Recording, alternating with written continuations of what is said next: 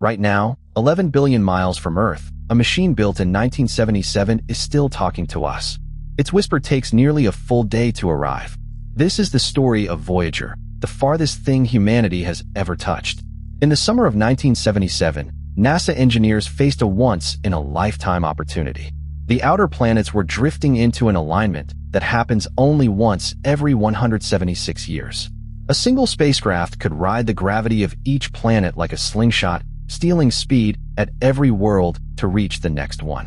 So they built two, Voyager 1 and Voyager 2, each carrying less computing power than a modern car key.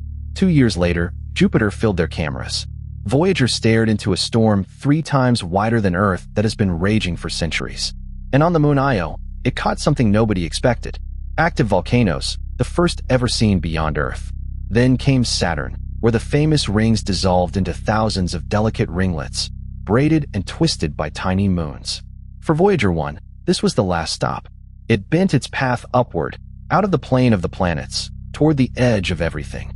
But Voyager 2 kept going, alone, into territory no machine has visited before or since. Uranus, a pale, quiet world tipped completely onto its side. Then Neptune, where it clocked winds of 1,200 miles per hour, the fastest in the solar system. And Neptune's strange moon Triton, firing geysers of frozen nitrogen into space at minus 391 degrees. To this day, Voyager 2 remains the only spacecraft that has ever visited Uranus or Neptune. But the Voyagers carry something stranger than cameras. They carry a message. Bolted to the side of each spacecraft is a golden record, a time capsule from planet Earth. It holds greetings in 55 languages, the sound of rain, a human heartbeat, and 90 minutes of music. From Bach to Chuck Berry to a lullaby sung softly to a child. And if anyone ever finds it, the cover explains, in the pure language of physics, how to play it and where to find us. In 1990, far beyond the orbit of Pluto, Voyager 1 turned its camera around one last time. It photographed Earth from 4 billion miles away, a single pale blue dot, smaller than 1 pixel. Carl Sagan wrote, "That's here. That's home. That's us.